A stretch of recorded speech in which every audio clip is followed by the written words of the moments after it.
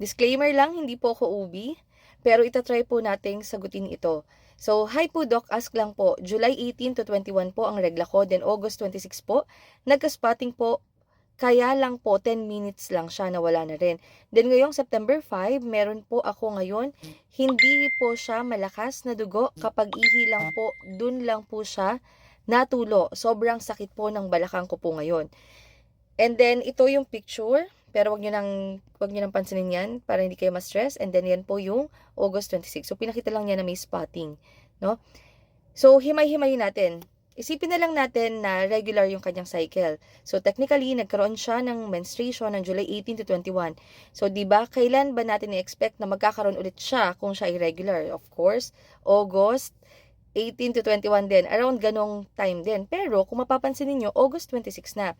So, yun ba ay normal sa'yo? Mahaba ba cycle mo? Or questionable na delayed? No? And then, spotting lang po, pero 10 minutes lang. Pero this time, I mean, nung August 26, wala siyang pain. Pero ngayong September 5 daw, meron daw ulit siya, pero spotting lang, yung nasa picture sa baba. Spotting lang, tapos sobrang sakit ng balakang ko po ngayon. So, ang mga question ko kasi sa'yo is, ilang taon ka na? Kasi malamang reproductive age ka.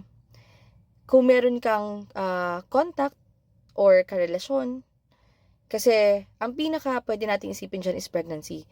So, ang pinaka best advice na pwede kong ibigay dyan is to do pregnancy test.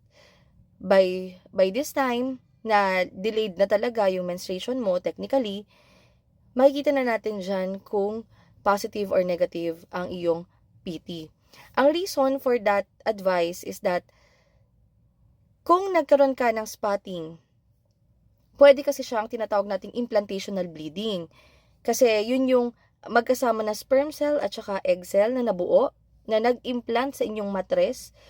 Dahil sa pagkaka-implant niyang ganyan, dito nagkaroon ng bleeding, kaya nagkaroon ng spotting ng August 26.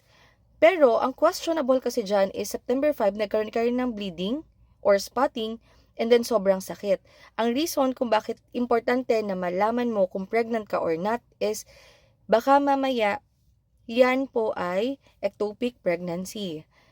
Kasi meron kang sobrang sakit sa balakang, no? Pwedeng masakit din yung tiyan mo. Tapos meron kang spotting. Tapos wala yung menstruation mo. So, anong pwede nating isipin? So, ang pinaka-best is to rule out pregnancy.